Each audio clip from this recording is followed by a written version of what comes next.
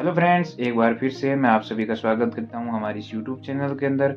आज हम बात करने वाले हैं कि पायलट कैसे बने, पायलट बनने के लिए कितनी योग्यता होनी चाहिए, पायलट बनने के लिए कौन सा कोर्स करना पड़ता है, पायलट बनने में कितना खर्चा होता है, पायलट बनने के बाद हमें सैलरी कितनी मिलती है। इन्हीं सभी टॉपिक के बारे में बात करने वाले हैं। अगर आपने लास्ट तक वीडियो को देख लिया तो पायलट बनने के लिए आपका एक भी डाउट बाकी नहीं रहेगा।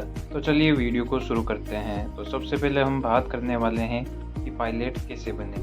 पायलट दो प्रकार के होते हैं। एक होती है गवर्नमेंट जॉब, जो होती है एयरफोर्स पायलट, इंडियन आर्मी के अंदर आपको जॉब मिलती है।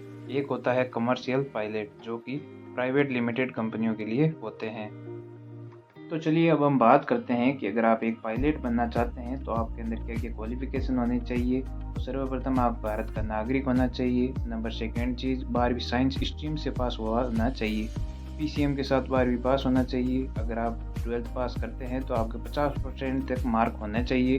अंग्रेजी सब्जेक्ट में आपकी अच्छी पकड़ होनी चाहिए। आंखों के विजन की बात करूँ तो 6/6 का तो होना ही चाहिए। फिजिकली मेंटली आपको स्ट्रांग होना बहुत ज़्यादा ज़रूरी होता है।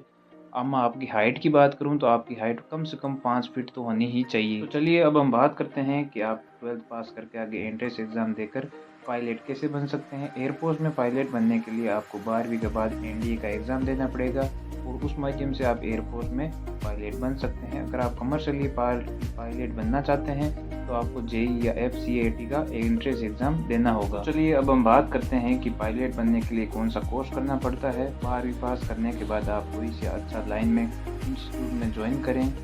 Number second point, in flying institute में आपको 1.5 से 3 साल तक ट्रेनिंग दी जाती है। इसके बाद आपका कोर्स कंप्लीट हो जाता है। तो चलिए अब हम बात करते हैं कि पायलट बनने के लिए आपके पास कौन कौन से लाइसेंस होने चाहिए। तो सभी लोग यही सोचेंगे कि पायलट बनने के लिए कौन से लाइसेंस चाहिए होते हैं। तो अगर आप पायलट बनना चाहते हैं तो आपके पास 3 लाइसेंस होना चाहिए। सबसे पहला होता है SPL, स्टूडेंट पायलट लाइसेंस। उसके बाद आपको PPL में अप्लाई करना होता है, private pilot licence. Number third होता है जो कि होता है कमर्शियल पायलट लाइसेंस। अगर आपका कोई भी बैंक रिकॉर्ड नहीं होना चाहिए, अगर आपका कोई लोन उठाया हुआ है तो आप पायलट के लिए अप्लाई नहीं कर सकते। आपके ऊपर कोई भी FIR दर्ज नहीं हुई होनी चाहिए।